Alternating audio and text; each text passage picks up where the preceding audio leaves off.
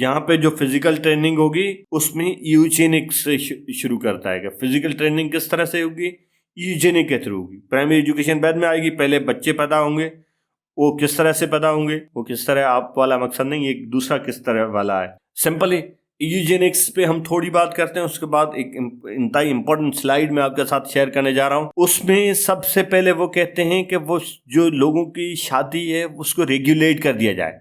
ऐसा नहीं कि भाई जो बंदा जिसके साथ चाहे वो शादी कर ले, ऐसा नहीं होगा, लेकिन उसको एक रेगुलेट कर दिया जाए, उसको प्रॉपर एक ढंग से किया जाए।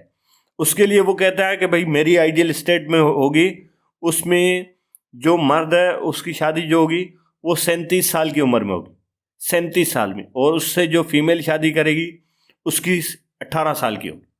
अब ये इस वजह से मुझे तो ये इस वजह से लगता है क्योंकि इसकी अपनी जब शादी की थी तो इसकी 37 कुछ 40 साल थी, और इससे जो फीमेल जिसने शादी की थी वो उसकी उम्र कुछ इतनी थी। तो ये उस वजह से कह रहे हैं, लेकिन ये अब इसकी आइडियल है, ये अब कुछ भी कहें हमें तो उसे मानना होगा। तो खैर, और आइडियल एज 18 कहते हैं और मर्द की एज 37 कहते हैं इन टर्म ऑफ बच्चे पैदा करने की। कहता है कि अगर 37 साल का मर्द की शादी 18 साल की औरत से होगी तो इससे जो बच्चे पैदा होंगे वो आइडियल होंगे। तो पहली बात तो वो उसकी आइडियल स्टेट में ये होगी। अब इसमें दूसरी बात कहते हैं कि लार्ज फैमिलीज अवॉइड की जाएं, बहुत बड़ी फैमिली नहीं हो, बच्चों की फौज ना हो, चंद बच्चे हों। अब बच्चों वो कम कैसे होंगे? सबसे पहले एक्सपोजर ऑफ डिफॉर्म चिल्ड्रेन। वो कहता है भाई जो लूले लैंगड़े बच्चे हैं उनको डिफॉर्म को मतलब उसको ख़त्म कर दिया जाए, उनको एक्सपोज कर दिया जाए, उसको मार दिया जाए या कुछ को इस तरह से कर दिया जाए। उसके अलावा इंडक्शन ऑफ मिसकैरेज, बहुत ज़्यादा अगर बच्चे पैदा हो रहे हैं तो उसको मिसकैरेज कर दिया जाए, उसको मतलब बच्चों को उसको गिरा दिया जाए। तो ये दूसरा मीन बताते हैं। और ये हो गया मैरिज के बारे में। अब कहते हैं ये जो बच्चे पैदा करने की जो है वो इस एज जो इसने एज डिफाइन की है, इससे पहले बच्चे करने की इजाज़त नहीं हो लोगों को, और ये सेनिलिटी से पहुंचने से पहले बच्चे पैदा करने बंद कर दें। ऐसा नहीं बूढ़ा हो जाए उसके बाद बच्चे पैदा करता रहे, ऐसा नहीं होगा। ये लिमिटेड एज होगी उसके अंदर वो बच्चे पैदा करेगा। और जो जब वो औरत प्रेगनेंसी के अंदर होगी तब उसको बहुत ज़्यादा एक्सरसाइज करनी चाहिए, और जो बच्चे पैदा होंगे उसको बहुत ज़्यादा मिल्क दूध दिया जाए, और उसके साथ थोड़ा सा शराब या वाइन भी दिया जाए, और बच्चों को उस एज में बहुत ज़्यादा उनसे एक्सरसाइज कराई जाए, उनको बहुत ज़्यादा मजबूत और पावरफुल बनाया जाए। और उसके साथ कोल्ड है, सर्दी है, उसको आदी बना दिया जाए। और उसके बाद नेक्स्ट पॉइंट वो जो डिस्कस करते हैं उसमें वो कहते हैं कि स्लेव्स और गरीब लोग जो गुलाम हैं उनसे उनकी बात नहीं होनी चाहिए, उनसे उनको मिलाना नहीं चाहिए, उनसे उनको अलग रखना चाहिए।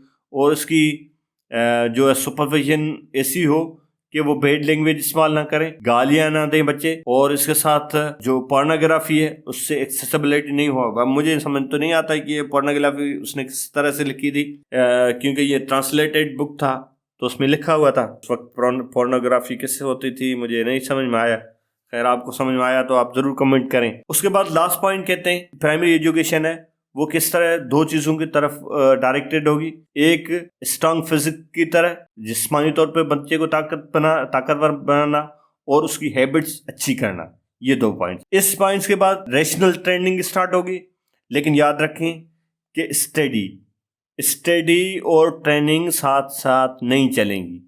इसमें यह यहाँ पे वाज़ह तौर पे कह रहा है पहले ट्रेनिंग होगी, उसके बाद स्टडी होगी, या उसके बाद जब स्टडी कंप्लीट होगी तो उसके बाद एक अलग किस्म की ट्रेनिंग उसको मिलेगी। अब लास्ट स्लाइड हम डिस्कस कर रहे हैं जिसमें यूनिक्स एंड ट्रेनिंग। उसमें ये कहते हैं कि इसकी यूटिलिटेरियन वैल्यू हो सकती है। ये एजुकेशन है, ये अपने आप में एक मकसद नहीं है, ये उसको इनेबल करेगी कुछ जो लाइफ की एक्टिविटीज़ हैं, लाइफ की कुछ चीज़ें हैं जिसको हैंडल करने में उसकी मदद करेगी, उसको हेल्प करेगी। और इसके साथ ये उसको इनेबल करेगी कि उसके मटेरियल वेलफेयर उसकी होगी, वो होगा, वो मजबूत होगा, वो पढ़ा लिखा होगा। ये एजुकेशन उसके साथ ये भी हेल्प करेगी। और ये म्यूज़िक को बहुत ज़्यादा इम्पोर्टेंस देते हैं, जिसमें लिटरेचर, म्यूज़िक, एंशिएंट साइंस के मुताबिक म्यूज़िक में आर्ट्स भी आता है, लिटरेचर भी आता है, ये सारी चीज़ें आती हैं। तो वो कहते हैं ये सारी बाकी डिसिप्लिन्स है उनसे लोगों को अलग करेगा। इससे इंट्रिंसिक वैल्यू, यूटिलिटेरियन वैल्यू नहीं, लेकिन इनके अंदर एक अंदरूनी तौर पे इंसान के अंदर को वैल्यूज डेवलप होंगी।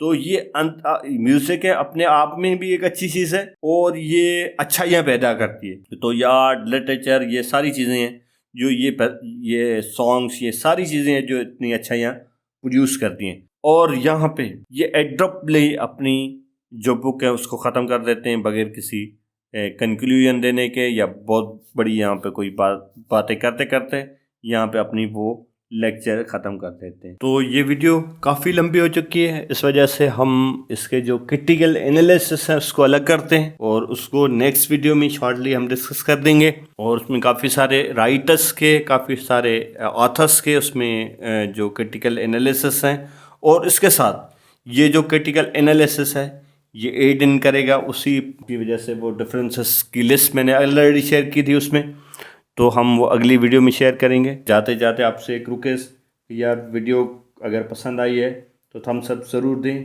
और इसके साथ चैनल को सब्सक्राइब लाजमी करें। इस तरह की मैं वीडियोस आपके लिए लाता रहूँगा। फिर मिलते हैं किसी और वीडियो में, तब तक जुल्फ़कार गनी को इजाज़त। अल्लाह हाफ़िज़, अल्लाह निगहबान।